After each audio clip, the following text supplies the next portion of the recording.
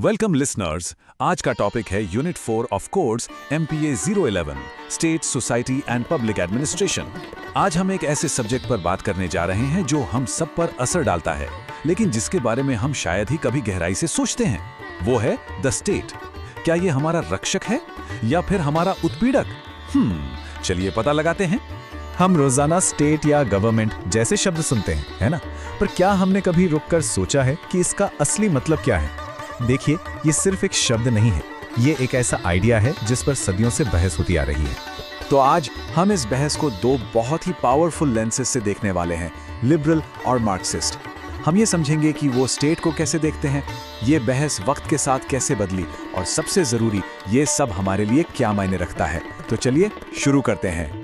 जरा सोचकर देखिए, हमारे जन्म से लेकर हमारी मृत्यु तक स्टेट हमेशा हर कदम पर मौजूद रहता है। बर्थ सर्टिफिकेट से लेकर ड्राइविंग लाइसेंस तक और टैक्सेस से लेकर कानूनों तक, ये हमारी जिंदगी के हर पहलू को छूता है। ये बात साफ दिखाती है कि स्टेट कोई दूर की पॉलिटिकल एंटिटी नहीं है, ये तो हमारी पर्सनल जिंदगी में बहुत गहराई से जुड़ा हुआ है। और यही बात इस बहस को हम सभी के लिए बेहद जरूरी बना देती है। तो चलिए पहले पर्सपेक्टिव पे चलते हैं, द लिबरल व्यू। ये लोग स्टेट को एक न्यूट्रल अंपायर की तरह देखते हैं, जिसका काम बस ये पक्का करना है कि सब नियमों से खेलें और सबके हकों की हिफाजत हो। अच्छा, स्टेट के इस लिबरल आइडिया को सच में समझने के लिए हमें इसकी जड़ तक जाना होगा, जो है लिबरलिज्म का फिलॉसफी। यहाँ सब कुछ लिबर्टी, कंसेंट और इक्वालिटी के इर्द गिर्द घूमता है। ये जो 4 पिलर्स है ना, यही लिबरल सोच की बुनियाद है। पहला इंडिविजुअलिज्म, जो कहता है कि व्यक्ति सबसे जरूरी है। दूसरा इगैलिटेरियनिज्म, यानी ये सोच कि हम सब नैतिक रूप से बराबर हैं। तीसरा यूनिवर्सलिज्म, जो इंसानियत की एकता पर जोर देता है। और चौथा मेलियोरिज्म, मतलब ये विश्वास कि हम समाज को बेहतर बना सकते हैं। मजे की बात यह है कि लिबरल स्टेट का आइडिया भी हमेशा एक जैसा नहीं रहा। ये एक नाइट वॉचमैन स्टेट से इवॉल्व हुआ, जिसका काम सिर्फ लॉ एंड ऑर्डर बनाए रखना था, और फिर बना एक वेलफेयर स्टेट जो सबके लिए मौके बनाने की कोशिश करता है। लेकिन क्या हो अगर स्टेट एक न्यूट्रल अंपायर हो ही नहीं? सोचिए, क्या हो अगर वो इस खेल में किसी एक टीम का पक्ष ले रहा हो? यहीं से हम मार्क्सिस्ट दृष्टिकोण पर आते हैं, जो स्टेट को एक बहुत ही अलग और कह सकते हैं कि ज्यादा खतरनाक रोशनी में देखता है। तो मार्क्सिस्ट समाज को एक घर की तरह देखते हैं। इसकी जो नींव है, यानी इसका बेस, वो है इकोनॉमी, और घर का बाकी हिस्सा जैसे सरकार, कानून, कल्चर, ये सब वो सुपर स्ट्रक्चर हैं जो इसी इकोनॉमिक नींव पर खड़ा है।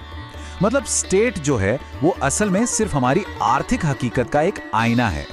कार्ल मार्क्स का ये मशहूर कोट इसे बिल्कुल साफ कर देता है। उनके लिए स्टेट न्यूट्रल नहीं है, ये तो रूलिंग क्लास यानी शासक वर्ग का एक औजार है, जो अमीरों के हितों की रक्षा करने के लिए बनाया गया है। मार्क्सिस्ट नजरिया सिर्फ एक आलोचना नहीं है, ये एक्शन के लिए एक पुकार भी है। इसका आखिरी लक्ष्य एक क्लासलेस सोसाइटी बनाना है, एक ऐसा समाज जहां स्टेट की जरूरत ही ना रहे और वो खुद ब खुद मुरझाकर खत्म हो जाए। जाहिर सी बात है, ये विचार 19वीं सदी में ही नहीं रुक गए। जैसे जैसे दुनिया बदली, ये थ्योरीज भी बदली, और इनसे जन्म हुआ नियो लिबरलिज्म और नियो मार्क्सिज्म का। 20वीं सदी में हमने इन विचारों को दो अलग अलग दिशाओं में जाते देखा। एक तरफ नियो लिबरलिज्म था, जिसने फ्री मार्केट्स पर और भी ज्यादा जोर दिया और स्टेट की कम से कम भूमिका की वकालत की। और दूसरी तरफ नियो मार्क्सिज्म था, जिसने इस बात पर ध्यान देना शुरू किया कि पावर ज्यादा सटल तरीकों से, मतलब सिर्फ जबरदस्ती से नहीं, कैसे काम करती है। और यहीं से एक बहुत ही पावरफुल कॉन्सेप्ट निकल कर आता है, हेजमनी। इसे दिया था नियो मार्क्सिस्ट विचारक एंटोनियो ग्रैम्शी ने।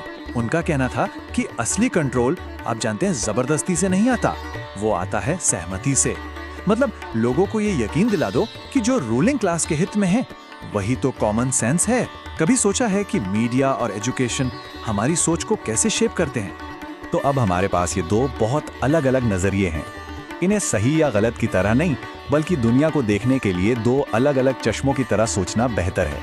यहाँ देखिए, हम इन दोनों नजरियों को आमने सामने देख सकते हैं। लिबरल व्यू स्टेट को एक न्यूट्रल अंपायर की तरह देखता है, जिसका मकसद सबके अधिकारों की रक्षा करना है। वहीं मार्क्सिस्ट व्यू इसे रूलिंग क्लास का एक हथियार मानता है, जिसका मकसद आर्थिक शोषण को बनाए रखना है। दिन के आखिर में इन थियोरीज की कीमत ये नहीं है कि वे सही हैं या गलत हैं। इनकी असली कीमत उस ताकत में है जो वे हमें देते हैं। दुनिया पर सवाल उठाने की ताकत और सरकार की भूमिका को अलग-अलग तरीकों से देखने की ताकत। तो हम इस चर्चा को एक सवाल के साथ छोड़ते हैं। जब आप अपने आसपास के स्टेट को देखते हैं तो क्या दिखता है? एक निष्पक्ष रेफरी या फिर एक शक्तिशाली खिलाड़ी? Thank you for watching. Next unit will be discussed in next video. Please do like, subscribe and share.